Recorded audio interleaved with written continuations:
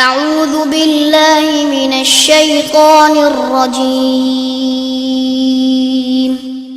بسم الله الرحمن الرحيم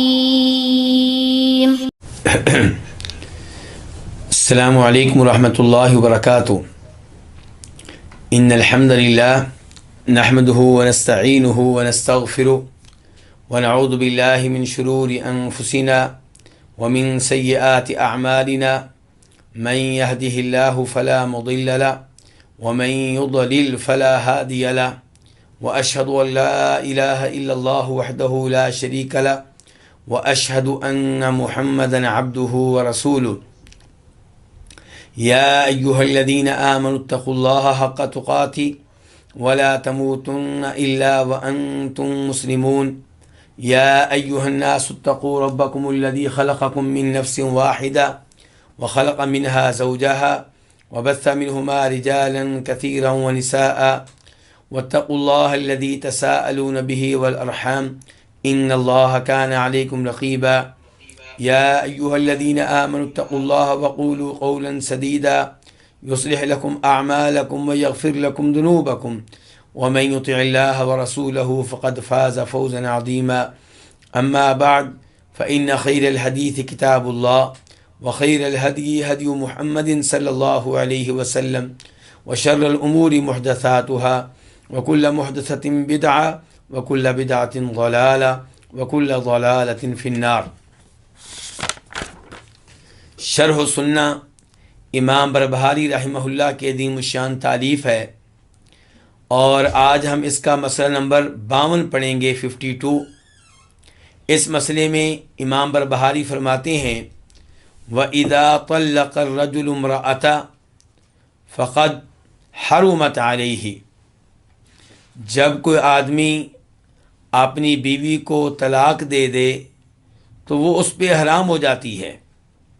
ولا تحل له، اس کے لیے حلال نہیں رہتی، حتی تنکح زوجا غیرہ، یہاں تک کہ اس کے علاوہ کسی اور سے نکاح کرے۔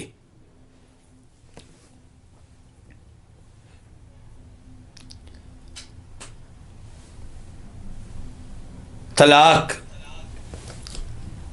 شریعت نے طلاق کا نظام برقرار رکھا، اس کو ختم نہیں کیا، اور اس میں کئی ایک حکمتیں ہیں۔ اگر طلاق کا نظام نہ ہوتا تو یہ میاں اور بیوی دونوں پہ ظلم ہوتا۔ دونوں میاں بیوی جب ساتھ نہیں رہ سکتے تو انہیں ایک ساتھ رہنے پہ کیوں مجبور کیا جائے؟ اس لیے شریعت نے طلاق کا نظام رکھا۔ لیکن زمانہ جاہلیت میں، زمانہ کفر میں طلاق کے مسئلے میں کوئی اصول نہیں تھے، کوئی ضابطے نہیں تھے۔ اسلام نے طلاق کے حق کو کئی اصول اور کئی ضابطے دے کر مقید کیا، اور بتا دیا گیا کہ طلاق دینے کا درست طریقہ کیا ہے۔ تو طلاق دینے کا درست طریقہ کیا ہے کہ بیوی کو اس وقت طلاق دی جائے جب وہ حیض سے، کسی بھی حیض سے فارغ ہو جائے۔ حیض سے فارغ ہو جائے، غسل کر لے، اب اس سے میاں بیوی والا تعلق قائم کرنے سے پہلے اسے ایک عدد طلاق دی جائے۔ یہ کیا ہے؟ طلاق کا سنت طریقہ۔ یہ ہے طلاق کا وہ طریقہ جو شریعت کے عین مطابق ہے۔ اب طلاق دے دی، طلاق دی ہے پہلی، اس کو کیا کہتے ہیں؟ طلاق رجعی، کہ اس میں رجوع ہو سکتا ہے۔ یا طلاق دی ہے دوسری، اس کو بھی کیا کہتے ہیں؟ طلاق رجعی، کہ اس میں بھی رجوع ہو سکتا ہے۔ تو طلاق رجعی دینے کے بعد عدت میں اس بیوی کو دوبارہ اپنایا جا سکتا ہے، اس سے رجوع ہو سکتا ہے عدت میں۔ اور عدت کتنی ہوتی ہے؟ 3 پیریڈ، 3 حیض۔ طلاق دیا آپ نے، اس کے بعد ایک حیض آئے گا، پھر دوسرا حیض آئے گا، پھر تیسرا حیض آئے گا۔ تو جب تیسرا حیض بھی آ جائے اور آپ نے ابھی تک رجوع نہیں کیا تو اب آپ اس سے رجوع نہیں کر سکتے، اسے نہیں اپنا سکتے۔ البتہ عدت کے بعد نیا نکاح ہو سکتا ہے اسی خامن سے، یہ میں بات کر رہا ہوں پہلی طلاق کی، یہ میں بات کر رہا ہوں دوسری طلاق کی. اور اگر تیسری طلاق بھی دے دی گئی تو اب عورت عدت کے ایام گزارے گی، لیکن اب رجوع نہیں ہو سکتا، اب سلو نہیں ہو سکتی. اب عدت کے ایام گزارنے کے بعد وہ کسی اور جگہ نکاح کر سکتی ہے.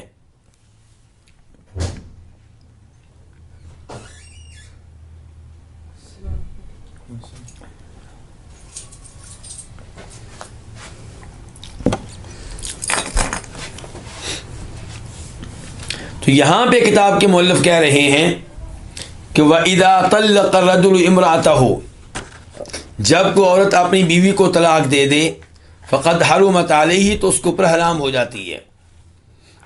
حرام کب ہوگی؟ جب آخری طلاق ہوگی. یہاں پہ ہمارے ہاں ایک لفظ اصل میں رہ گیا ہے. اصل میں دوسرے نسخے میں الفاظ یوں ہیں کہ وَإِذَا طَلَّقَ الرَّجُلُ امْرَأَتَهُ ثَلَاثًا، یہ لکھیں.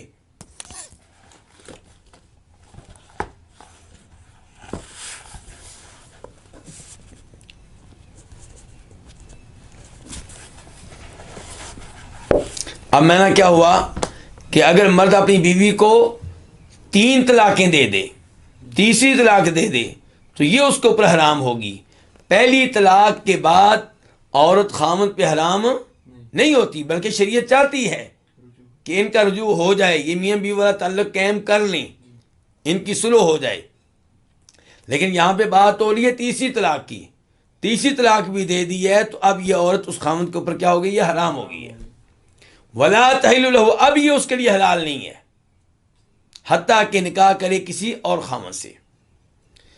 سب سے پہلے یہاں پہ ہم دیکھیں گے سورہ بقرہ کی آیت نمبر 229 اور 230 کی طرف.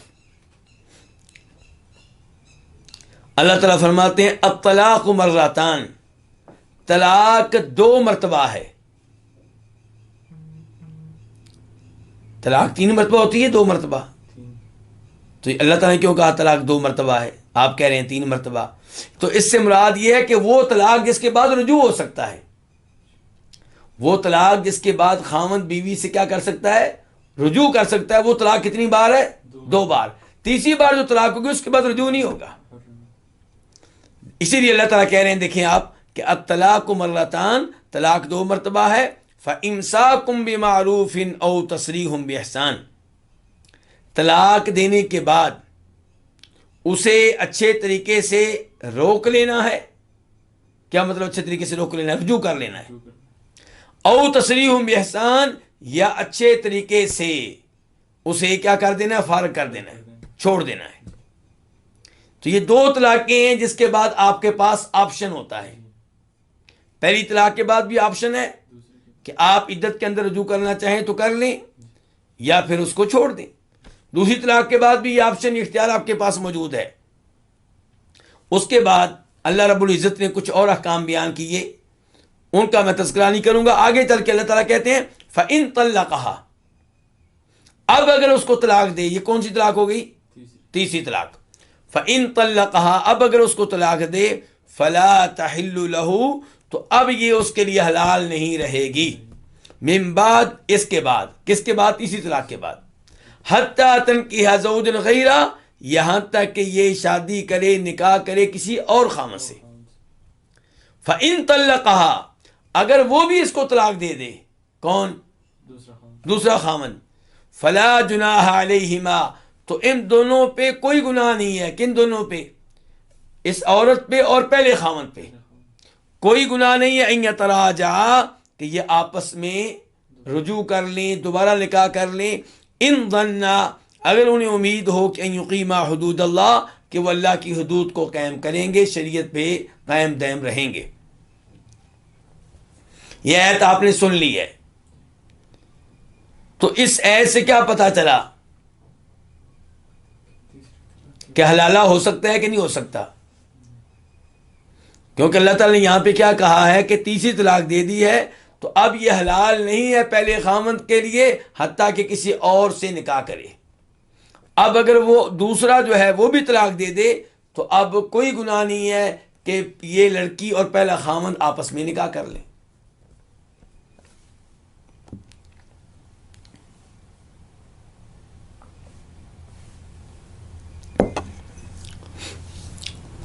تو گزارش یہ ہے کہ وہ نکاح جس کے ذریعے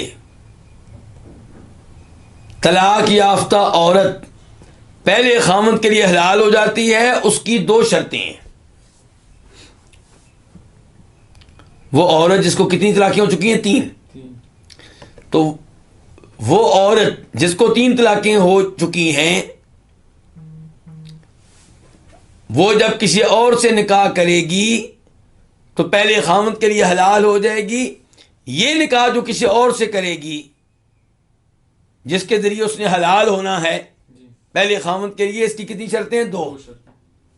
پہلی شرط کہ یہ نکاح صحیح ہو، ظاہری طور پہ بھی باطنی طور پہ بھی.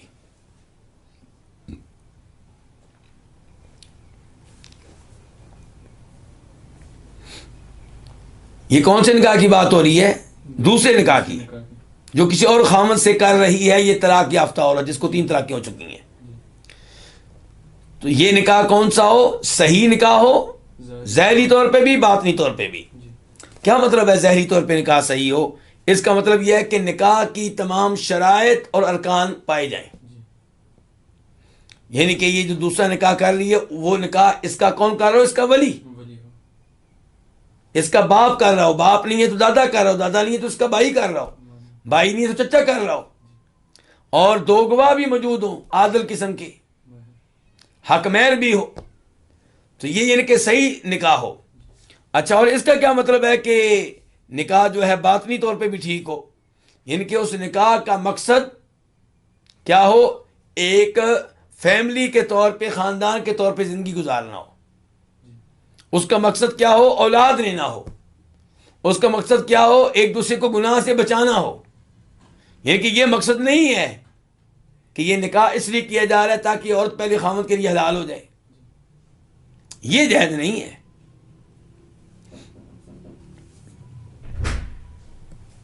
اب سوال پیدا ہوتا ہے کہ یہ جو شرط آپ نے لگا دی ہے، کیا شرط آپ نے لگائی ہے کہ نکاح کون سا ہونا چاہیے؟ باطنی طور پہ بھی ظاہری طور پہ بھی نکاح کون سا ہونا چاہیے؟ صحیح نکاح ہونا چاہیے، درست نکاح ہونا چاہیے. اگر آپ سے پوچھیں ہمارے بھائی جن کا فقہ حنفی سے تعلق ہے، کیونکہ فقہ حنفی کے علماء کرام ان کے ہاں حلالہ بھی پایا جاتا ہے. کیا پایا جاتا ہے؟ حلالہ کہتے کس کو ہیں؟ میرے کئی بھائیوں اور بہنوں کو معلوم ہی نہیں ہوگا حلالہ کہتے کس کو ہیں، کیونکہ الحمدللہ جو ہمارے درس میں شریک ہیں یہ ایسی چیزوں سے ویسے ہی بچے ہوئے ہیں. تو حلالے کا مقصد یہ ہے کہ پہلے خامد نے باری باری کتنی طلاقیں دے دیں؟ 3 طلاقیں دے دیں. کتنی طلاقیں دے دی ہیں؟ 3. اب یہ عورت پہلے خامد کی طرف جانا چاہتی ہے اور وہ آدمی بھی چاہتا ہے کہ ہماری صلح ہو جائے، بچے ہیں ہمارے، مسائل ہیں ہمارے. تو اب کسی اور مرد سے نکاح کیا جاتا ہے جس کا مقصد صرف یہ ہے کہ یہ عورت پہلے خامد کے لیے حلال ہو جائے. یہ کہ دوسرے نکاح کا مقصد آپس میں میاں بیوی کے طور پہ ہمیشہ ہمیشہ کے لیے رہنا نہیں ہے. دوسرے نکاح کا مقصد یہ نہیں ہے کہ آپس میں ایک ساتھ رہیں گے، اولاد لیں گے، میاں بیوی کی طرز کے طور پہ زندگی گزاریں گے، بلکہ صرف مقصد یہ ہے کہ پہلے خامد سے کے لیے کیا ہو جائے؟ حلال ہو جائے. تو یہ صحیح نکاح نہ ہوا، یہ باطنی طور پہ نکاح صحیح نہ ہوا. اور اللہ نے جس نکاح کی بات کی ہے وہ شرعی نکاح ہے یا غیر شرعی نکاح ہے؟ وہ تو شرعی نکاح ہے. اللہ نے اس نکاح کی بات کی ہے جو درست نکاح ہے. اللہ نے کہا کہ یہ طلاق یافتہ عورت جس کو 3 طلاقیں ہو چکی ہیں پہلے خامند کے لیے تب حلال ہوگی جب کسی اور سے نکاح کرے. تو اللہ تعالیٰ جس نکاح کی بات کر رہے ہیں وہ 2 نمبر نکاح نہیں ہے، وہ شرعی نکاح ہے، درست نکاح ہے. اس سے مراد وہ نکاح نہیں ہے جو دھوکے کے لیے ہو. اب پہلی وضاحت میں نے ایسے کی آپ کے سامنے کہ اس سے ایسے مراد کون؟ قرآن میں جب نکاح کا لفظ آئے گا تو اس سے مراد کون سا نکاح ہوگا؟ شرعی نکاح ہوگا. دوسرے نمبر پہ اس کی تائید احادیث سے بھی ہوتی ہے. یہ جناب پہلی حدیث ہے جسے روایت کرنے والے ہیں عبداللہ بن مسعود رضی اللہ تعالیٰ عنہ.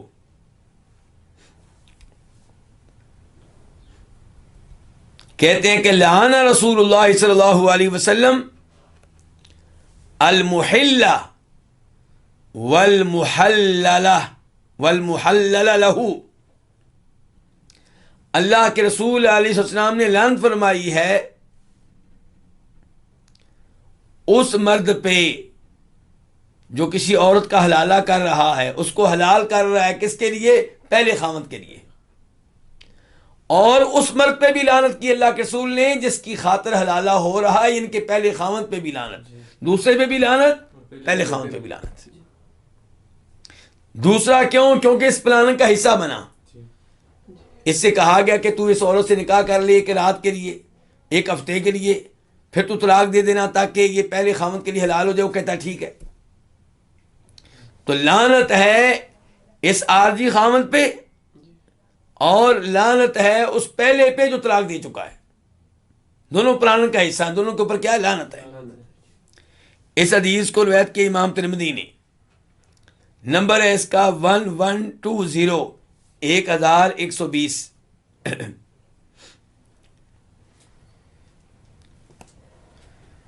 اور اسی حدیث کو روایت کرتے ہیں جناب علی،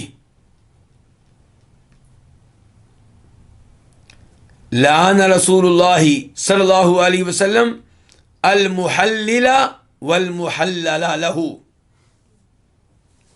اللہ کے رسول علیہ الصلوۃ والسلام نے لعنت کی ہے طلاق یافتہ عورت کو پہلے خاوند کے لیے حلال کرنے کی خاطر نکاح کرنے والے مرد پہ، یعنی کہ دوسرا خاوند، عارضی خاوند. والمحلل لہ، اور اس پہ بھی لعنت کی جس کی خاطر حلالہ ہو رہا ہے، جس کی خاطر یہ دوسرا نکاح کیا جا رہا ہے.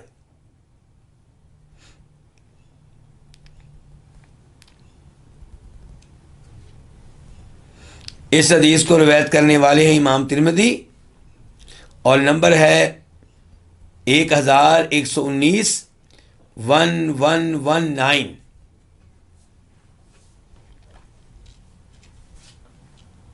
اور ابن ماجہ 1935.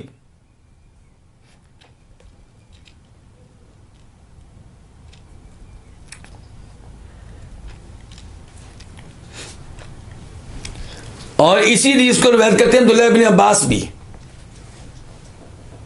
اور اس کا حوالہ ہے ابن ماجہ حدیث نمبر 1934، 1934.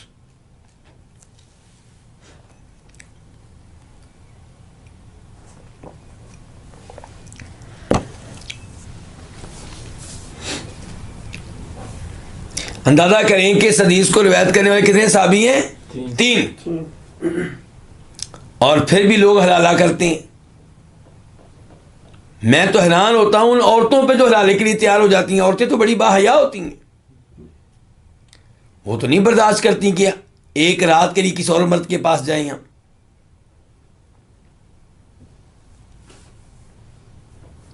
اس کے بعد ایک اور حدیث نوٹ کریں جس سے معلوم ہوگا کہ یہ حرکت کتنی بری حرکت ہے.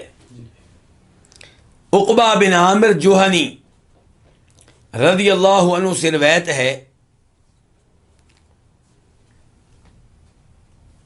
کہ فرمایا نبی کریم صلی اللہ علیہ وسلم نے، الا اخبرکم بالتیس المستعار، کیا میں تمہیں کرائے کے سانڈ کے بارے میں نہ بتاؤں؟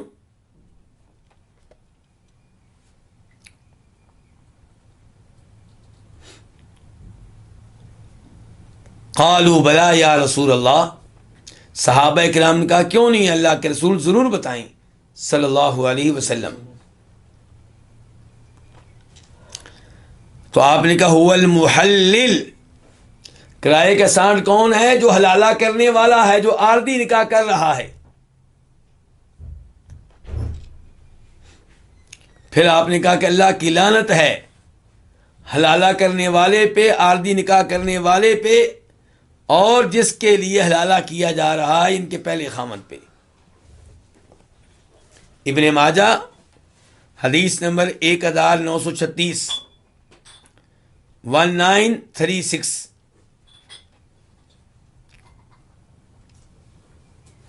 اتنی احادیث کے بعد بتائیے کوئی گنجائش رہتی ہے حلالہ کی؟ الحمدللہ اہل حدیث سلفی لوگ اس معاملے میں بھی احادیث کو سینے سے لگائے ہوئے ہیں. ہمارے دوسرے بھائی یہاں پہ بھی تعویل سے کام لیتے ہیں, چور راستہ نکال لیتے ہیں. اللہ ان لوگوں کو ہدایت دے, اور اس کی وجہ سے اسلام بدنام ہوتا ہے, کیونکہ یہ عارضی جس کو نکاح کہا جا رہا ہے یہ زنا کی شکل ہے. نکاح کے نام پہ زنا ہے.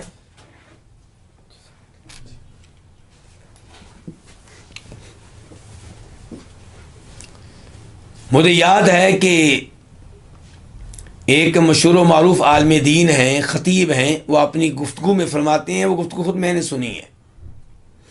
کہتے ہیں کہ ہمارے ادارے میں, دینی ادارے میں میاں بیوی آئے یہی کیس لے کر کہ میں 3 طلاقیں دے چکا ہوں, کیا ہمارے لیے کوئی راستہ ہے کہ ہم دوبارہ سے مل کر زندگی گزار سکیں؟ تو انہوں نے کہا بالکل راستہ ہے. 3 طلاقیں دی ہیں تو 3 طلاقیں ہمارے ہاں 1 طلاق قرار پاتی ہے, جو ایک موقع پہ 3 طلاقیں دی ہیں. ابھی میں اس کے اوپر گفتگو کروں گا آگے چل کے, فی الحال یہ واقعہ بتا رہا ہوں. تو انہوں نے دلائل سنے, بڑے مطمئن ہوئے اور کہنے لگے کہ آج اگر ہمیں آپ کے ادارے سے یہ شرعی راستہ نہ ملتا تو ہم نے دین اسلام ترک کر دینا تھا. کیونکہ ہم کئی اداروں میں گئے, ہمیں بتایا جا رہا ہے کہ جناب راستہ ہے. کیا راستہ ہے؟ کہ اس اور آپ کی بیوی کو 1 رات کے لیے کسی اور مرد کے حوالے کریں گے. تو مرد کہہ رہا تھا کہ میں نے کہا یہ اللہ کا دین نہیں ہو سکتا, یہ دین برحق نہیں ہو سکتا. میں دین اسلام کو چھوڑنے کے لیے تیار بیٹھا تھا اگر آپ بھی یہی کچھ کہتے. تو یہ غلط فتاوا جو ہوتے ہیں ان کا یہ نقصان ہوتا ہے. تو بہرحال ہم بیان کر رہے تھے کیا شرائط, کس چیز کی شرائط؟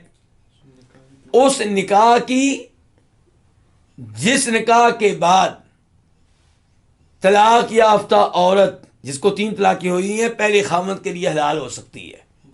تو پہلی شرط کیا تھی کہ وہ نکاح کون سا ہو؟ 2 نمبر نہ ہو, شرعی نکاح ہو, صحیح نکاح ہو, جس کا مقصد یہ ہو کہ یہ بیوی, یہ عورت اور اس کا نیا خاوند ہمیشہ ہمیشہ کے لیے ایک ساتھ زندگی گزاریں گے. یہ پلاننگ نہیں ہے کہ یہ طلاق دے دے گا بعد میں, یہ پلاننگ بالکل نہیں ہے, بلکہ ہمیشہ ہمیشہ رہنے کی نیت سے نکاح کیا گیا ہے. لیکن بعد میں حالات ایسے پیدا ہو گئے کہ اس نے طلاق دے دی. اس نے سوچا کہ میں اس کے ساتھ زندگی نہیں گزار سکتا, یہ اچھی عورت نہیں ہے, یا میری اس کا مزاج نہیں ملتا, یا وہ فوت ہو گیا, تو اب یہ پہلے خاوند کے لیے حلال ہو جائے گی. لیکن اگر نکاح کیا ہی اس مقصد کے لیے گیا ہے کہ بعد میں اس کو طلاق دینی ہے, تو یہ نکاح شرعی نکاح نہیں ہے, یہ صحیح نکاح نہیں ہے. یہ حلالہ ہے جس کے اوپر لعنت فرمائی ہے نبی کریم صلی اللہ علیہ وسلم نے. دوسری شرط یہ ہے کہ یہ دوسرا خاوند اس عورت سے باقاعدہ جماع کرے, میاں بیوی والا تعلق قائم کرے.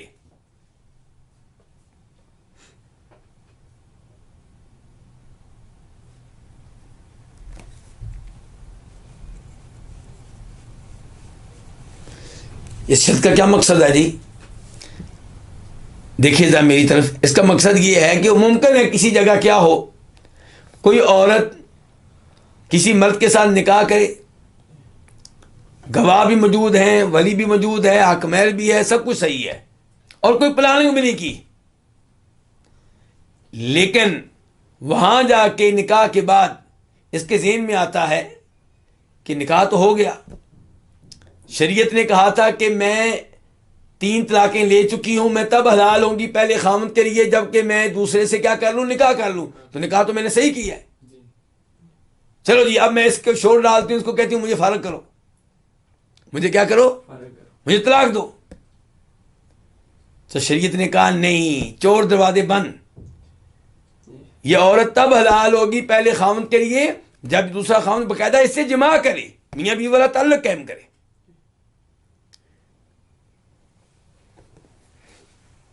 اور اس دوسری شرط پہ تقریباً علماء کرام کا کیا اتفاق ہے، اور اس کی تائید احادیث سے بھی ہوتی ہے۔ چنانچہ سیدہ عائشہ روایت کرتی ہیں کہ رفاع قرظی نے طلاق دے دی اپنی بیوی کو، اور طلاق کون سی دی؟ آخری طلاق۔ تو اس عورت نے رفاع قرظی کے بعد شادی کر لی عبد الرحمن بن زبیر سے، جیسے زبیر لکھتے ہیں نا، لکھنا ایسے ہی ہے لیکن یہ زبیر نہیں، کیا ہے؟ زبیر۔ عبد الرحمن بن زبیر سے شادی کر لی۔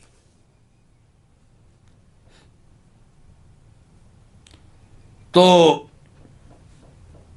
فجاءت النبی صلی اللہ علیہ وسلم، اور پھر آ گئی نبی علیہ الصلوۃ والسلام کے پاس اور کہنے لگی یا رسول اللہ انہا کانت تحت رفاع، کہ میں رفاع کی بیوی تھی، فطلقہا آخر ثلاث تطلیقات، اس نے 3 طلاقوں میں سے آخری طلاق بھی مجھے دے دی۔ فتزوجت بعدہ عبد الرحمن ابن الزبیر، چنانچہ اس نے رفاع کے بعد شادی کر لی عبد الرحمن بن زبیر سے۔ اب کہتی ہے وَإِنَّهُ وَاللَّهِ مَا مَعَهُ إِلَّا مِثْلُ الْهُدْبَةِ، اس کے پاس کچھ نہیں ہے۔ اشارہ یہ کرنا چاہتی ہے کہ وہ میرا حق ادا نہیں کر سکتا، نہ مرد ہے، کیا ہے؟ نہ مرد ہے، اس میں ایسی قوت و طاقت نہیں ہے کہ میرا حق ادا کر سکے۔ تو آپ نے کہا لعلک تریدین ان ترجعی الی رفاع، تمہاری باتوں سے یہ لگتا ہے کہ تم پہلے خاوند کی طرف واپس جانا چاہتی ہو۔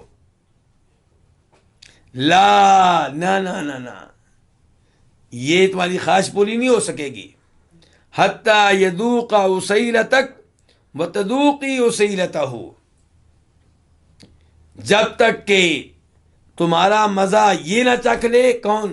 یہ دوسرا خاوند، اور تم اس کا مزہ نہ چکھ لو۔ یہ ہے مسلم شریف حدیث نمبر 1433، 1433، اور بخاری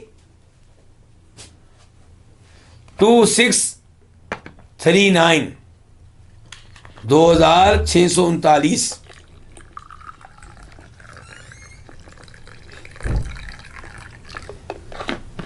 تو خلاصہ کلام کیا ہے پھر؟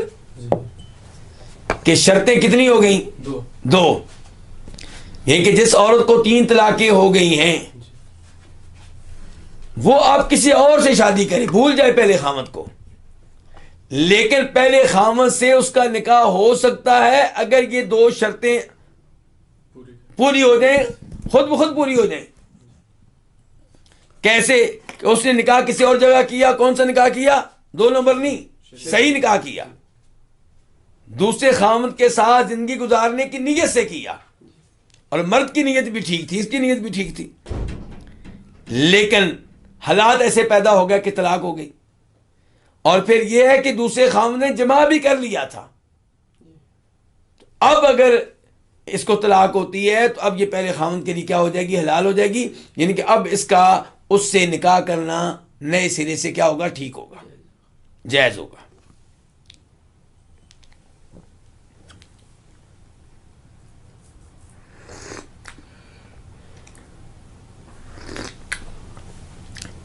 اب ہم آتے ہیں 3 طلاقوں کے مسئلے کی طرف۔ کہ کون سی 3 طلاقیں ہیں جن کے بعد عورت خاوند پہ ہمیشہ ہمیشہ کے لیے حرام ہو جاتی ہے؟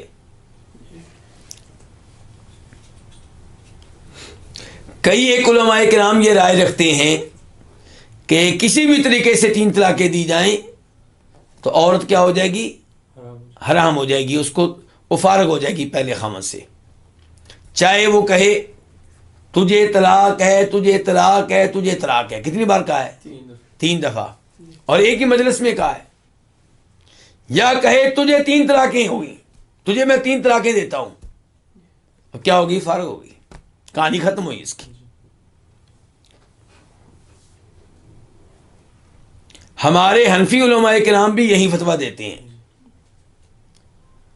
اور یہ فتویٰ دینے کے بعد پھر حلالے کا راستہ نکالتے ہیں. ہمارا موقف یہ ہے کہ ایک موقع پہ 3 طلاقیں دی جائیں تو وہ 1 طلاق ہوتی ہے.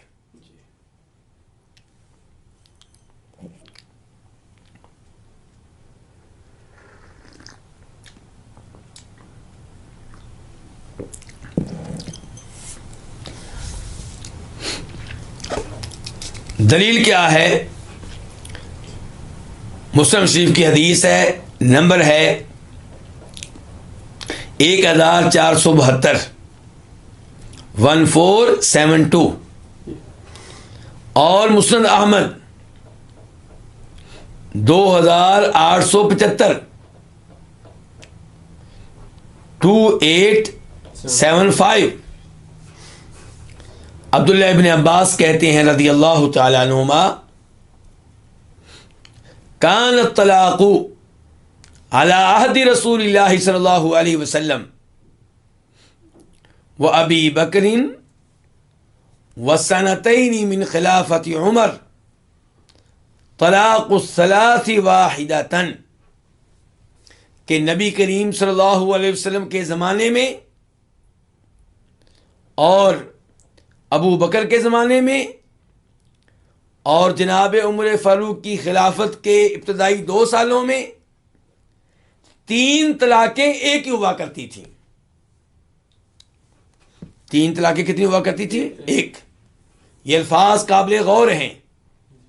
آج کئی لوگ ہم سلفی لوگوں پہ، اہل حدیثوں پہ تنقید کرتے ہیں کہ تم لوگوں نے بڑا عجیب و غریب موقف اپنا لیا ہے، تم سب لوگوں سے مختلف ہو، تمہارے اس موقف میں تمہارے ساتھ مالکی بھی نہیں ہے، شافی بھی نہیں ہے، اور حنفی بھی نہیں ہے، اور بہت سارے حنبلی بھی تمہارے ساتھ نہیں ہیں، تم اکیلے رہ گئے ہو. ہمارا جواب یہ ہے کہ ہمیں اکیلے ہونے میں کوئی ڈر نہیں ہے، کوئی خوف نہیں ہے، جبکہ ہم اس موقف پہ ہیں جو موقف کس زمانے میں تھا؟ نبی علیہ السلام کے زمانے میں تھا، ابو بکر صدیق رضی اللہ عنہ کے زمانے میں تھا، جناب عمر فاروق کے ابتدائی زمانے میں تھا. تو کیا وہ موقف جو ابو بکر صدیق کے زمانے میں تھا، سب صحابہ کرام اسی موقف پہ تھے، کیا وہ غلط تھا؟ کیا وہ اجماع نہیں تھا؟ ہمیں کہتے تم اکیلے ہو، تو ابو بکر صدیق کے زمانے میں سب صحابہ کرام کا موقف ایک تھا، کیا وہ اجماع نہیں تھا؟ آگے دیکھیں پھر کیا ہوا.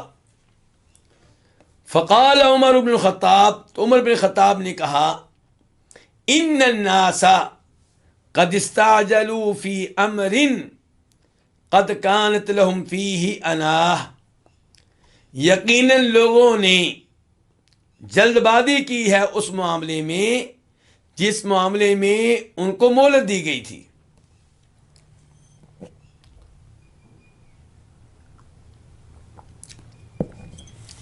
کیا مطلب ہے جی اس جملے کا؟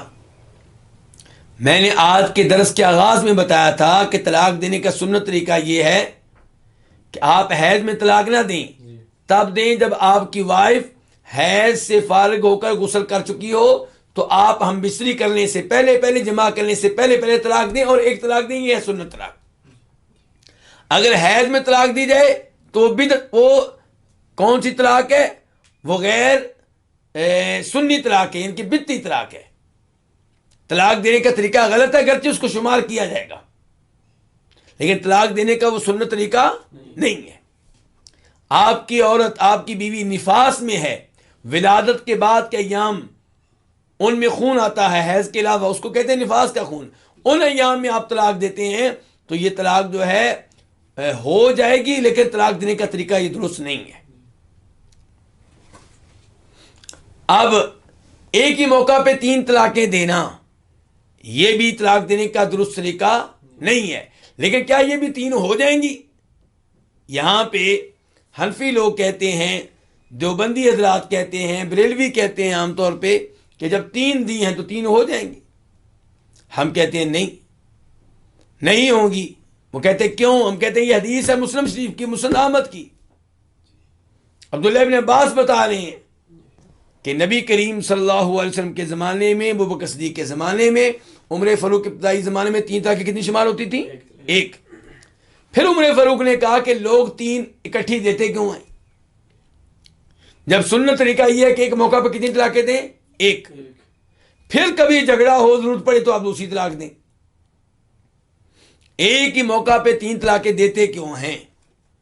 تو عمر فاروق کہنے لگے ان الناس، بے شک لوگوں نے قد استعجلوا، یقیناً جلد بازی سے کام لیا ہے، فی امر، ایسے معاملے میں، قد کانت لہم فیہ انا، جس میں ان کے لیے کیا تھی؟ مہلت تھی.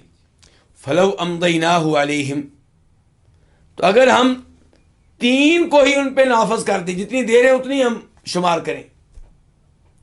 پہلے کہا اگر ہم ایسا کر لیں، پھر کیا کیا؟ امضاہ علیہم، پھر شمار کر دیا. کہا کہ عہد کے بعد جو 3 طلاقیں دے گا ہم اس کو 3 ہی شمار کریں گے.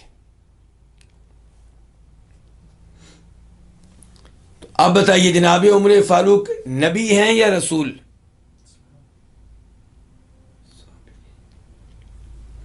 کہنے کا مقصد یہ ہے کہ نہ وہ نبی ہیں نہ وہ رسول ہیں، تو وہ شریعت اسلامی کو کینسل نہیں کر سکتے، ان کے پاس یہ اتھارٹی نہیں ہے. تو پھر انہوں نے یہ کام کیوں کیا؟ انہوں نے یہ کام کیا ہے بطور حکمران سزا دینے کے لیے ان لوگوں کو جو غیر شرعی طلاق دے رہے تھے.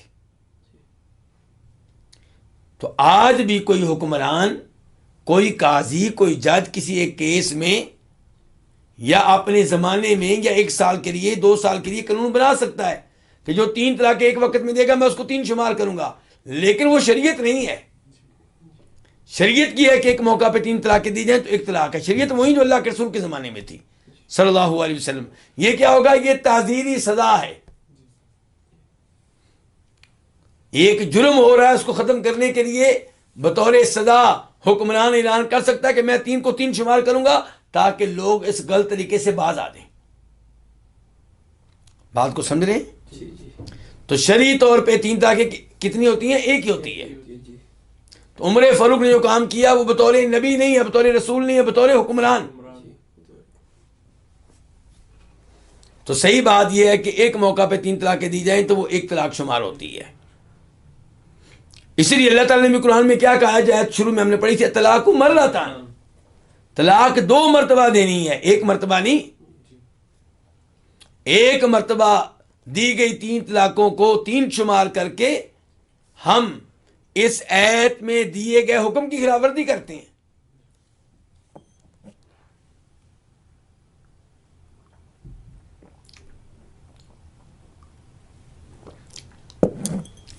اب یہاں پہ ایک سوال اٹھے گا کہ ہم نے آپ کی بات مان لی جی، آپ نے حدیث کا حوالہ دیا، ہم نے مان لی آپ کی بات. کیا کہ ایک موقع پہ 3 طلاقیں دی جائیں تو 1 شمار ہوگی. میرا سوال پھر آپ سے یہ ہے کہ دوسری طلاق کب شمار ہوگی؟ ایک موقع پہ آپ نے کہہ دیا. اب ایک موقع سے کیا مراد ہے آپ کی؟ یعنی کہ ایک کمرے میں بیٹھ کے 3 طلاقیں دی گئی تو 1 طلاق، اگر دوسرے کمرے میں جا کے دیں تو پھر دوسری طلاق ہوگی؟ ہاں، کب ہوگی؟ آپ کہتے ہیں جب تک کہ درمیان میں 3 حیض نہ آئیں. اور کئی علماء کرام کہتے ہیں کہ دوسری طلاق تب شمار ہوگی جب درمیان میں 1 حیض آئے گا. یعنی کہ آپ نے آج 1 طلاق دے دی اپنی بیگم کو، اب اور جتنی مرضی طلاق کے الفاظ آپ بولتے رہیں وہ فضول ہیں، لغو ہیں، بے فائدہ ہیں. جب آپ کی بیگم کو دوبارہ حیض آئیں گے پھر پاک ہوگی، اب دوسری طلاق دیں گے تو یہ طلاق نمبر 2 شمار ہوگی.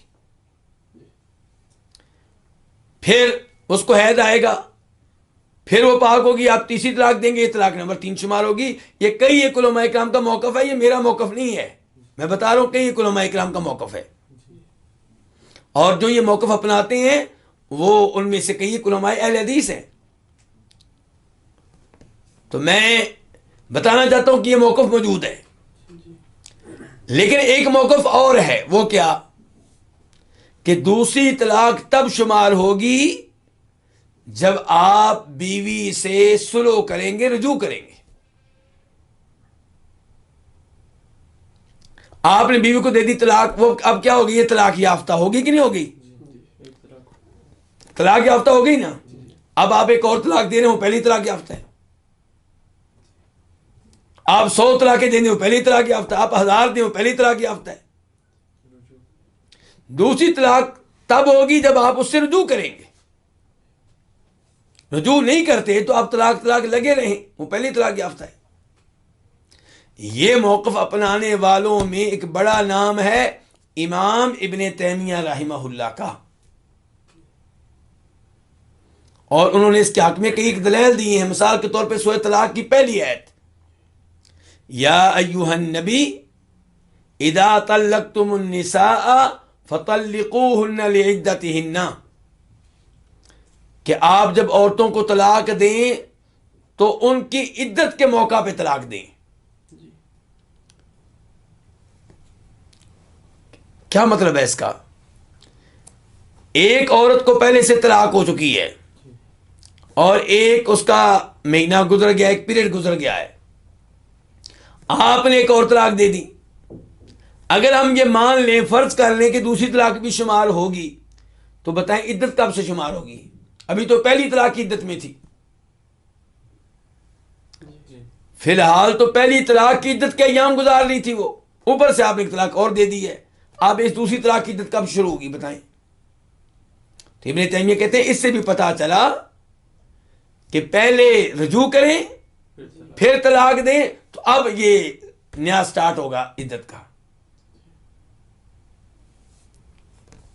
اور بھی کئی دلائل دی ہیں انہوں نے، تو آسان ایک دلیل میں نے بھی آپ کو دے دی ہے کہ جب وہ پہلے سے طلاق یافتہ ہے تو آپ دیتے جائیں طلاقیں، وہ پہلے سے طلاق یافتہ ہے تو پہلے آپ اس سے رجوع کریں، نئی طلاق دینے کے قابل بنائیں، پھر ہی طلاق دے سکیں گے۔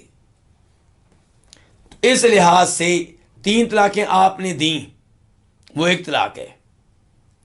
آپ نے مہینے کے بعد ایک اور طلاق دے دی، وہ پہلی طلاق شمار ہوگی۔ 2 مہینے ہو گئے پہلی طلاق کو، صلح آپ نے نہیں کی، رجوع نہیں کیا آپ نے، ایک اور طلاق دے دی، وہ پہلی طلاق شمار ہوگی۔ لیکن آپ نے ابھی طلاق دی، 5 منٹ کے بعد اس سے رجوع کر لیا اور اگلے منٹ میں پھر طلاق دے دی، تو اب یہ کون سی طلاق ہوگی؟ یہ دوسری طلاق ہوگی، کیونکہ آپ نے رجوع کر کے اسے طلاق سے نکال لیا تھا۔ اب جب آپ طلاق دیں گے، کون سی طلاق ہوگی؟ طلاق نمبر 2۔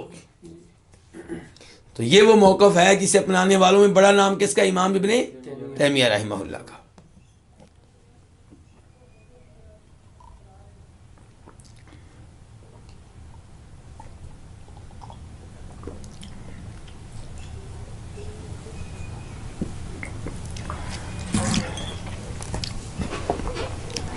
اب آخری بار امام بربہاری کی یہ بات پھر پڑھتے ہیں۔ کیا کہتے ہیں امام بربہاری؟ کہتے ہیں وَإِذَا طَلَّقَ الرَّجُلُ امْرَأَتَهُ ثَلَاثًا، جب کوئی آدمی اپنی بیوی کو دے کتنی طلاقیں؟ 3، فَقَدْ حَرُمَتْ عَلَيْهِ، تو وہ اس کے اوپر حرام ہو جاتی ہے۔ وَلَا تَحِلُّ لَهُ، اور اس کے لیے حلال نہیں ہوتی یہاں تک کہ وہ نکاح کرے کسی اور خامد سے۔ تو اب وہ عورت جس کو ایک ہی موقع پہ 3 طلاقیں ہوئی ہیں، جب ہمارے پاس آئے گی ہم اس سے کہتے ہیں کہ بھئی تمہاری طلاق ہوئی ایک ہے، تم اگر عدت کے اندر ہو کہ کیس طلاق کا نیا ہے، 1 مہینہ ہوا، 2 مہینے ہوئے، تم ابھی رجوع کر سکتے ہو آپس میں، ہم رجوع کر سکتا ہے۔ اور اگر تم لوگوں کی عدت مکمل ہو گئی ہے، 3 پیریڈ مکمل ہو گئے ہیں، تو پھر آپ لوگوں کا نیا کیا ہو سکتا ہے؟ نکاح ہو سکتا ہے، کیونکہ طلاق کتنی ہوئی ہے؟ 1 ہوئی ہے۔ لیکن یہ ہمارے بھائی کیا کہتے ہیں؟ جی طلاقیں ہوئی ہیں 3، حدیث کو نظر انداز کر دیتے ہیں، پھر حلالے کا فتویٰ دیتے ہیں، تو حلالے کی وجہ سے اس حدیث کو نظر انداز کر دیتے ہیں جس میں آیا کہ حلالہ کرنے والا کروانے والا دونوں پہ کیا لعنت ہے۔ ادھر بھی حدیث سے گئے، ادھر بھی حدیث سے گئے، تو کامیاب وہ ہے جو اہل حدیث بن جائے، حدیث پہ عمل کرنے والا بن جائے، اہل حدیث، حدیث والا، حدیث پہ عمل کرنے والا جو بن جائے وہ کامیاب ہے۔ سب ائمہ کرام کا احترام کریں، امام مالک کا، امام شافعی کا، امام احمد کا، امام ابو حنیفہ، ان سب پہ اللہ کی رحمتیں، سب کا احترام کریں، لیکن جہاں پہ حدیث آ جائے حدیث کو لیں، وہاں پہ دائیں بائیں نہ دیکھیں۔ اس کے بعد ہے مسئلہ نمبر 53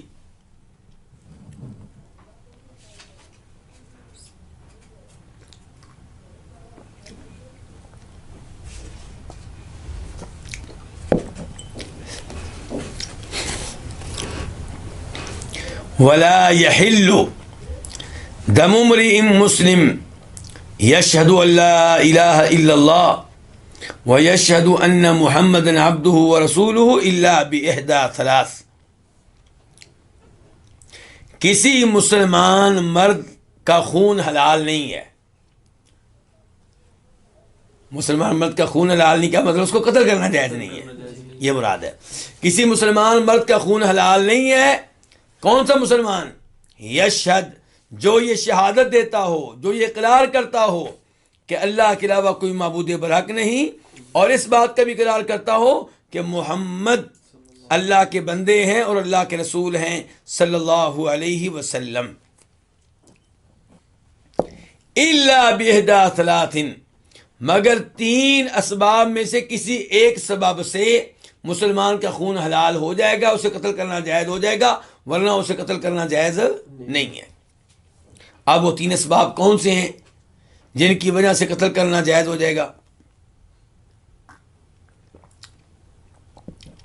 نمبر 1، زنن بعد احسان، شادی کر لینے کے بعد زنا کرنا، او مرتدن بعد ایمان، یا ایمان لانے کے بعد کوئی مرتد ہو جائے، ایمان لانے کے بعد دین اسلام چھوڑ دے، او قتل نفسا مؤمنة بغیر حق، یا کوئی قتل کر ڈالے کسی مومن جان کو بغیر حق، ناجائز طور پہ، فَيُقْتَلُ، تو اسے قتل کیا جائے گا، بھی اس کے بدلے میں، اس کی وجہ سے۔ وما سوا ذالک، اور جو اس کے علاوہ ہے، یہ 3 حالات بتائے گا جب مسلمان کا خون حلال ہو جاتا ہے، اسے قتل کرنا جائز ہو جاتا ہے، اور جو اس کے علاوہ ہے تو فدم المسلم علی المسلم حرام ابدا، تو مسلمان کا خون مسلمان پہ ہمیشہ ہمیشہ کے لیے حرام ہے، حتی تقوم الساعہ، یہاں تک کہ قیامت قائم ہو جائے، قیامت تک حرام رہے گا۔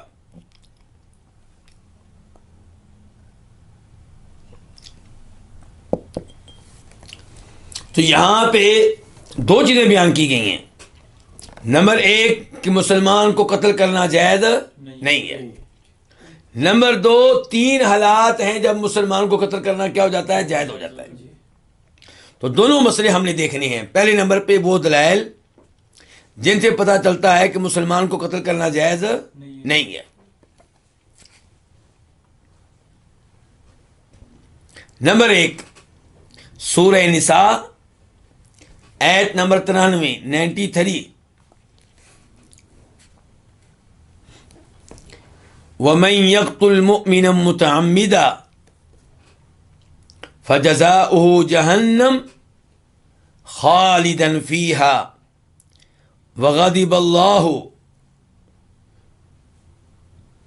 اللَّهُ عَلَيْهِ وَلَعَنَهُ وَأَعَدَّ لَهُ عَذَابًا عَظِيمًا، کہ جو کوئی قتل کرے کسی مومن کو متعمدن قصدن، تو اس کا ٹھکانہ کیا ہے؟ جہنم، خالدن فیہا، جہنم میں ہمیشہ ہمیشہ رہے گا۔ وغضب اللہ علیہ، اس کا رب اس پہ ناراض ہو چکا، ولعنہ، اس کا رب اس پہ لعنت کر چکا، اور اس نے اس کے لیے، یعنی کہ اللہ تعالیٰ نے ایسے قاتل کے لیے عذاب عظیم تیار کر رکھا ہے۔ ہاں جی، اندازہ کیجیے چھوٹا گناہ ہے کہ بڑا گناہ ہے؟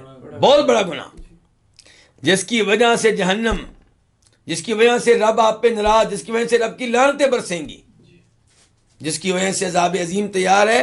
اسے اندازہ کر لیں کہ کسی مسلمان کو قتل کرنا کتنا بڑا جرم ہے، کتنا بڑا گناہ ہے۔ اس کے بعد حدیث بخاری شریف نمبر 1739، 1739، راوی ہے عبداللہ ابن عباس رضی اللہ تعالی عنہما، کہتے ہیں کہ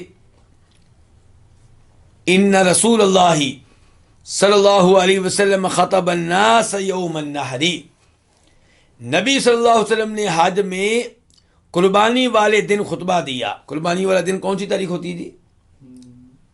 10 تاریخ۔ فقال، تو آپ نے کہا، یا ایھا الناس، اے لوگو، ای یوم ھذا، آج کون سا دن ہے؟ قالوا یوم حرام، آج حرمت والا دن ہے، بڑا مقدس دن ہے، قابل احترام دن ہے۔ اسے بدلا کہ 10 ذی الحجہ کا دن بہت عظیم دن ہے، اور دوسری حدیث سے معلوم ہوتا ہے کہ یہ سال کے تمام دنوں کا سردار ہے۔ قال فأی بلد ھذا، مجھے بتاؤ یہ کون سا شہر ہے جہاں پہ ہم کھڑے ہیں؟ قالوا بلد حرام، کہنے لگے بڑی حرمت والا شہر ہے، قابل احترام شہر ہے، مقدس شہر ہے۔ تو آپ نے کہا فأی شہر ھذا، یہ مہینہ کون سا ہے؟ قالوا شہر حرام، مہینہ بھی حرمت والا ہے۔ حرمت والے مہینے کتنے ہیں اسلام میں؟ 4۔ کون کون سے؟ شوال، ذوالقعدہ، نہیں شوال نہیں، معذرت، ذوالقعدہ، ذی الحجہ، محرم، یہ 3 کیا ہو گیا ایک ساتھ؟ ذوالقعدہ، ذی الحجہ، محرم ایک ساتھ، اور رجب۔ تو ذی الحجہ کا مہینہ حرمت والا مہینہ ہوا نا۔ قال، تو آپ نے کہا، اب جب آپ گفتگو کر رہے تھے تو کتنی حرمتیں جمع ہو گئیں؟ 3، دن بھی حرمت والا، جگہ بھی حرمت والی، مہینہ بھی حرمت والا۔ تو آپ نے کہا فَإِنَّ دِمَاءَكُمْ وَأَمْوَالَكُمْ وَآرَاضَكُمْ عَلَيْكُمْ حَرَامٌ كَحُرْمَةِ يَوْمِكُمْ هَذَا فِي بَلَدِكُمْ هَذَا فِي شَهْرِكُمْ هَذَا، تمہارا خون، تمہارا مال، تمہاری عزت تم پہ حرام ہے، تم پہ حرام ہے۔ میرا مال میرے اوپر حرام ہے، یعنی کہ آپ کے مسلمان بھائی کا مال آپ کے لیے حرام ہے، حلال نہیں ہے، آپ اس کو استعمال نہیں کر سکتے۔ آپ کے مسلمان بھائی کا خون آپ کے لیے، آپ پہ حرام ہے، آپ کے لیے حلال نہیں ہے، آپ اس کو قتل نہیں کر سکتے، زخمی نہیں کر سکتے۔ آپ کے مسلمان بھائی کی عزت آپ کے لیے حرام ہے، آپ کسی کی بےعزتی نہیں کر سکتے، کسی کی توہین نہیں کر سکتے۔ تو فرمایا تمہارا خون، تمہارا مال، تمہاری عزت تم پہ حرام ہے، جیسے آج کا دن حرام ہے، جیسے آج کا دن حرمت والا ہے، جیسے یہ شہر حرمت والا ہے، اور جیسے یہ مہینہ حرمت والا ہے۔ اندازہ کریں کہ مسلمان کو قتل کرنا، اس کا خون نکالنا، زخمی کرنا کتنا بڑا جرم ہے، اور لوگ فخر کر رہے ہوتے ہیں میں نے اتنے بندے مارے ہیں، میں نے فلاں آدمی کو زخمی کر دیا۔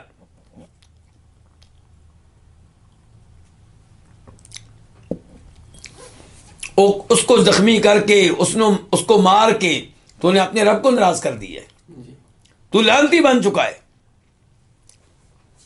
فَأَعَادَهَا مِرَارًا، آپ نے یہ الفاظ کئی بار دہرائے۔ کون سے الفاظ؟ کہ مسلمان کی عزت کیا ہے، آپ پہ، آپ کے لیے حرام ہے کہ آپ کسی کو بھی عزت نہیں کر سکتے، اس کا خون حرام ہے، اس کا مال حرام ہے۔ ثم رفع رأسه، پھر آپ نے اپنا سر اٹھایا، فقال، اور آپ نے کہا اللہم حل بلغت، اے اللہ کیا میں نے پہنچا دیا تیرا پیغام؟ اللہم حل بلغت، اللہ کیا میں نے تیرا پیغام پہنچا دیا؟ تو دوسری روایات میں آتا ہے کہ لوگوں نے گواہی دی کہ بالکل اے اللہ کے رسول آپ نے پیغام پہنچا دیا۔ ابن عباس کہتے ہیں جو اس حدیث کے راوی ہیں، والذی نفسی بیدہ، انہا لوصیتہ الی امتہ، اس ذات کی قسم جس کے ہاتھ میں میری جان ہے، بے شک یہ آپ کی وصیت ہے آپ کی امت کو۔ کیا وصیت؟ کہ کسی کو آپ نے قتل نہیں کرنا، کسی کا خون نہیں بہانا، کسی کے مال پہ قبضہ نہیں کرنا، کسی کی بےزتی نہیں کرنی۔ فَلْيُبَلِّغِ الشَّاهِدُ الْغَائِبُ، اللہ کے رسول فرماتے ہیں صلی اللہ علیہ وسلم، جو حاضر ہیں وہ میری باتیں ان تک پہنچا دیں جو غیر حاضر ہیں، جو یہاں پہ موجود نہیں ہیں۔ لا ترجعوا بعدی کفارا، میرے بعد کافر نہ بن جانا۔ کیا مطلب؟ کہ یضرب بعضکم رقاب بعض، کہ ایک دوسرے کو قتل کرنے لگو۔ اس سے پتہ چلا مسلمان کو قتل کرنا یہ کافروں کا کام ہے، مسلمان کا کام نہیں کہ مسلمان کو قتل کرے۔ تو جو کسی مسلمان کو قتل کرتا ہے وہ حرکت کر رہا ہے جو کافروں والی حرکت ہے، اور آپ نے کہا تھا میرے بعد یہ کام نہ کرنا۔ تو اس حدیث سے بھی پتہ چلا کہ مسلمان کو قتل کرنا جائز نہیں ہے۔ اس کے بعد ایک اور حدیث لیں، ابو سعید خدری اور ابو ہریرہ دونوں اس کے راوی ہیں۔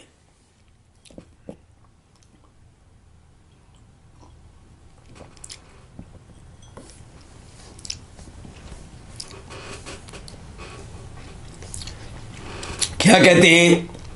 کہتے ہیں لو ان اہل السماء والارض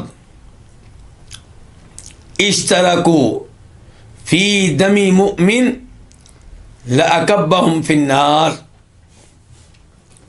اگر آسمان والے سارے کے سارے اور زمین کے لوگ سارے کے سارے کسی ایک مومن کو قتل کرنے میں شریک ہو جائیں، مل کر قتل کریں، تو اللہ تعالیٰ ان سب کو جہنم میں اوندا گرائے گا، سب کو جہنم میں پھینکے گا۔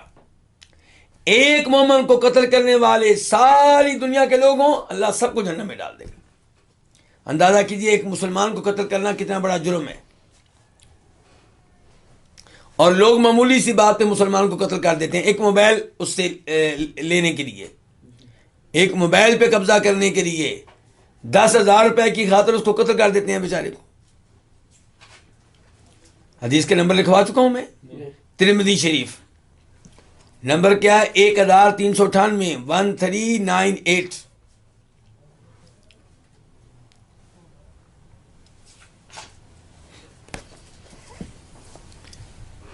اس کے بعد ابو ہریرہ کی حدیث لکھیں، ابو ہریرہ روایت کرتے ہیں نبی کریم صلی اللہ علیہ وسلم سے، من خرج من الطاعہ وفارق الجماعہ، جو وقت کے حکمران کی اطاعت سے باہر نکل جائے اور جماعت سے الگ ہو جائے۔ جماعت سے مراد کون سی جماعت ہے جی؟ مسلمانوں کی جماعت، مسلمان حکمران اور جو اس کے ساتھ ہے ان سے الگ ہو جائے، فمات اور فوت ہو جائے، تو مات میتۃ جاہلیہ، اس کی یہ موت جاہلیت کی موت ہوگی، یعنی کہ اس کی یہ موت ایسی ہوگی جیسے کن کی موت ہوتی ہے؟ جیسے موت ہوتی ہے کافروں کی۔ کافر جانور والی زندگی گزارتے ہیں کہ ان کا کوئی حکمران نہیں، ان کو کوئی کسی کا خوف نہیں، کوئی ڈر نہیں۔ ومن قاتل تحت رایۃ عمیۃ یغضب لعصبۃ، اور جو لڑے کسی نامعلوم جھنڈے کے نیچے۔ کیا مطلب نامعلوم جھنڈا؟ یعنی کہ کسی جھنڈے کے نیچے لڑ رہا ہے، لیکن یہ نہیں پتا کہ جس نے جھنڈا پکڑا ہوا ہے وہ ہمیں کیوں لڑا رہا ہے، مقصد کیا ہے۔ بس جی اس نے کہہ دیا ہمارا لیڈر ہے یا ہماری برادری کا ہے، چچا کا بیٹا ہے، بس ہم نے اس کا ساتھ دینا ہے آنکھیں بند کر کے۔ تو جو لڑے کسی اندھے جھنڈے کے نیچے، کسی نامعلوم جھنڈے کے نیچے، یغضب لعصبۃ، وہ غصے میں آ جائے، لعصبۃ رشتہ داروں کی خاطر، عصبیت کی خاطر، او یدعو الی عصبۃ، یا دعوت دے عصبیت کی طرف، او ینصر عصبۃ، یا عصبیت کی مدد کرے، فقتل، اور ہو جائے قتل، فقتلۃ جاہلیہ، اس کی موت زمانہ جاہلیت کی موت ہوگی۔ ومن خرج علی امتی، اور جو میری امت کے خلاف خروج کرے، بغاوت کرے، یضرب برہا و فاجرہا، ہر مسلمان کو قتل کرے چاہے وہ نیک ہو چاہے فاجر ہو، یعنی کہ اسے کوئی پرواہ نہیں کہ مرنے والے کا کوئی جرم ہے یا نہیں ہے. جیسے آج کل ہوتا ہے بم دھماکہ کرتے ہیں، سارے مسلمان مارے جاتے ہیں، نیک بھی، بد بھی، توحید والے بھی، بدتی بھی، سب. تو جو میری امت کے خلاف خروج کرے، نکلے، ان کے نیکوکار کو بھی مارے، فاسق و فاجر کو بھی مارے. ولا یتحاشى من مؤمنها، اور مومنوں کا لحاظ نہ کرے. ولا یفی لذی عہد عہدہ، اور وہ کافر جو ویزا لے کر آیا ہے، جو سفارتی طور پہ آیا ہے، اس کے عہد کو بھی وفا نہ کرے، توڑ ڈالے، اس کو قتل کر دے. فلیس منی ولست منہ، فرمایا وہ میرا نہیں ہے اور میرا اس سے کوئی تعلق نہیں ہے. مسلم شریف حدیث نمبر 1848، 1848. اس حدیث سے آپ اندازہ لگا سکتے ہیں، نمبر 1، اس کافر کو جو ویزا لے کر آیا ہے، جو آپ کے ملک کا باشندہ ہے، جس کو آپ نے امن و امان دے رکھی ہے، اس کو قتل کرنا کتنا بڑا جرم ہے. دوسرے نمبر پہ مسلمانوں کو بغیر کسی ان کے قصور کے قتل کرنا، بغیر ان کی کسی غلطی کے قتل کرنا، وہ کتنا بڑا جرم ہے. اور یہ کہ آپ کسی کا ساتھ دیں اور آپ کو معلوم نہیں وہ حق پہ ہے یا نہیں، آپ کسی کی بات مان کے دوسروں کو قتل کرنا شروع کر دیں، یہ بھی بہت بڑا جرم ہے، بہت بڑا گناہ ہے. تو اب دیکھیں ان تمام احادیث سے اور ایسے کیا پتہ چلا کہ مسلمان کا خون بہت ہی مقدس ہے، بہت ہی محترم ہے، اسے قتل کرنا جائز نہیں ہے. اس کے بعد مسئلہ یہ بیان کیا تھا امام بربہاری نے کہ 3 اسباب کی وجہ سے قتل کرنا کیا ہو جاتا ہے؟ حلال ہو جاتا ہے، جائز ہو جاتا ہے. تو اس کی دلیل کیا ہے وہ لکھی. اب راوی ہیں حدیث کے عبداللہ بن مسعود رضی اللہ عنہ،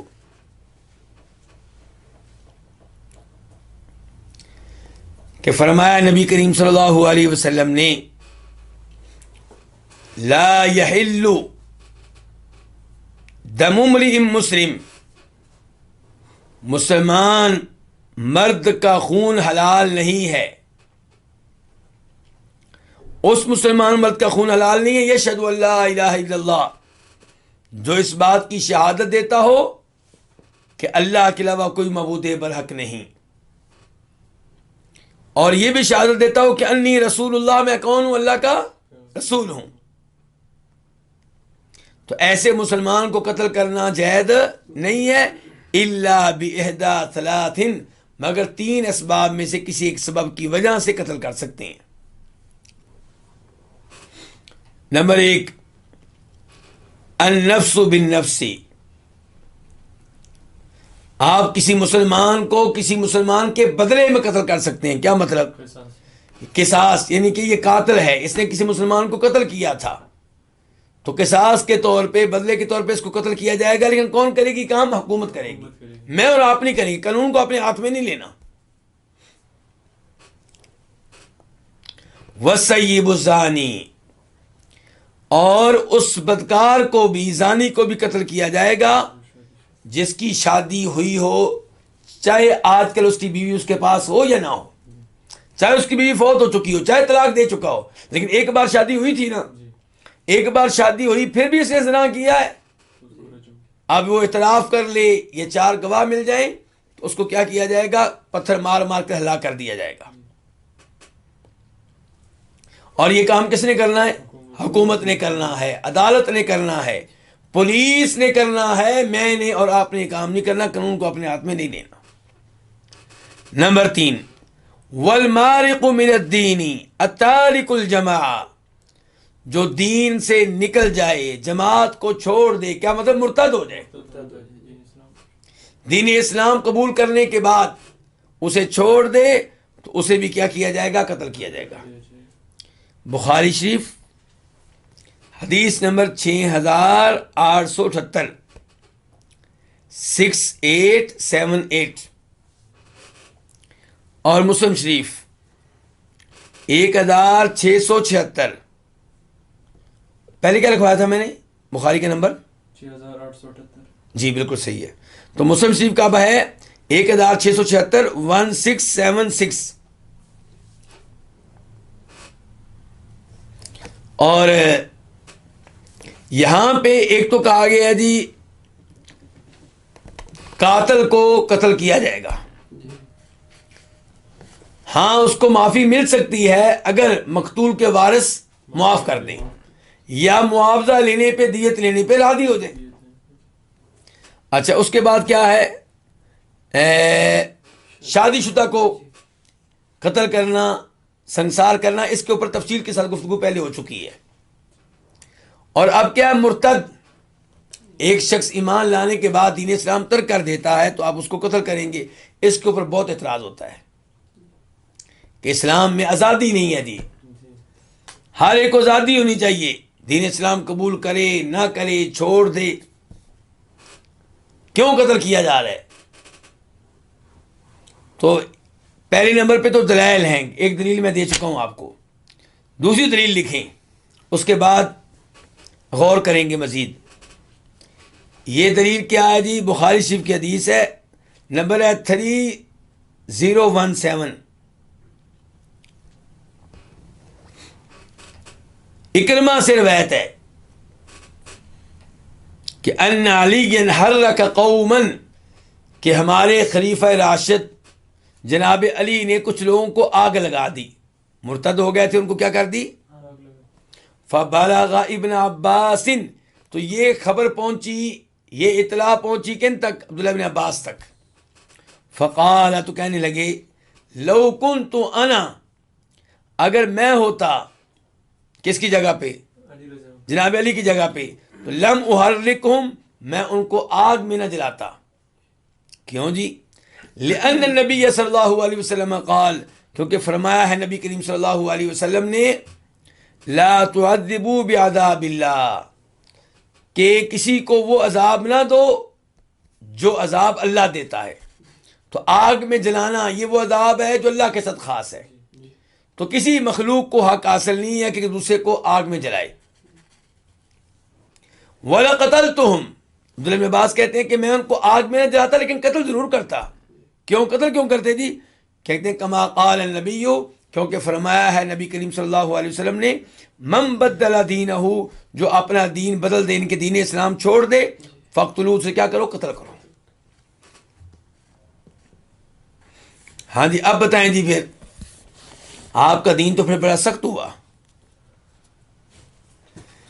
جی ہاں آپ کہہ سکتے ہیں سخت ہوا، کیوں؟ کیونکہ ہم حق پہ ہیں.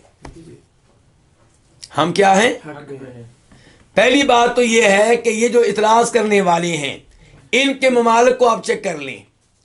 اکثر ممالک میں قانون ہے کہ جو آئین کو توڑے گا اس کو سزائے موت دی جائے گی. آئین آپ نے بنایا، انسانوں نے، آپ کے آئین کو توڑا جائے تو سزا کیا جی؟ موت. تو جو اللہ کا دین ہے اس کو قبول کرنے کے بعد کوئی چھوڑ دے تو اسے سزائے موت کیوں نہ دی جائے؟ دوسرے نمبر پہ میں ایک مثال دیا کرتا ہوں، اس کے اوپر تھوڑا سا غور کر لیں. یہ ہے میرا پلاٹ، یہ میرے سامنے، اس کے اوپر آپ کر لیتے ہیں قبضہ. آپ کیا کر لیتے ہیں؟ قبضہ. کیس پہنچ گیا پولیس کے پاس یا کسی آدمی کے پاس، وہ کہتا ہے چلو جی میں انصاف کروں گا. میں کیا کروں گا؟ انصاف کروں گا. میرے نزدیک آپ سب برابر ہیں. کیسے انصاف کروں گا جی؟ کل اندازی کرتے ہیں. کیا کرتے ہیں؟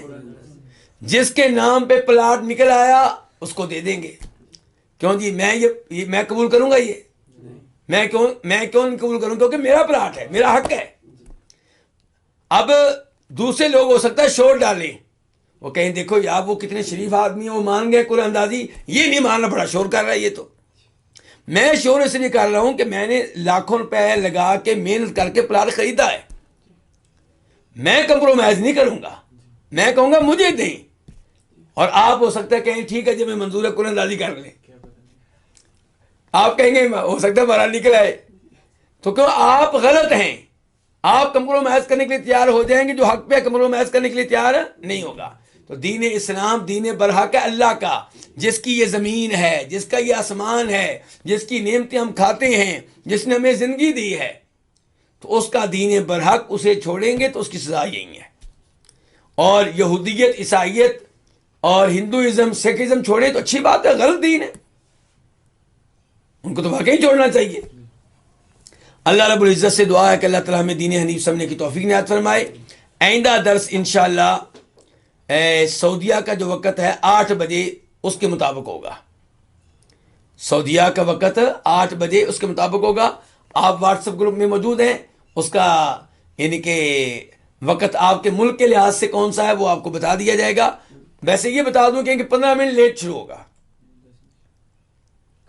جس وقت پہ آج درس شروع ہوا ہے اور ہوتا ہے آج کل، اس سے 15 منٹ لیٹ شروع ہوگا، تو وہ سعودیہ کے کیا وقت بن جائے گا 8 بجے۔ اور یہ سعودیہ کی وجہ سے ہم لیٹ کر رہے ہیں کیونکہ وہاں بتایا مجھے بھائیوں نے کہ نماز شروع ہوتی ہے 7:45 پہ عشاء کی، تو ان کے لیے درس میں شامل ہونا مشکل ہو جاتا ہے، تو اس لیے آئندہ درس انشاءاللہ ہوا کرے گا کب؟ سعودی وقت 8 بجے۔ اللہ رب العزت ہم سب کو دین کا علم سیکھنے کی توفیق دے، اور اللہ تعالیٰ ہمیں موت دے اسلام پہ، ایمان پہ، توحید پہ، اور اللہ تعالیٰ ہم سب کو عذاب قبر، عذاب جہنم سے محفوظ رکھے۔ تمام مسلمان جو فوت ہو چکے ہیں توحید پہ تھے، ان سب کی اللہ تعالیٰ بخشش فرمائے۔ وصلی اللہ تعالیٰ علی نبینا محمد وعلی آلہ وصحبہ اجمعین۔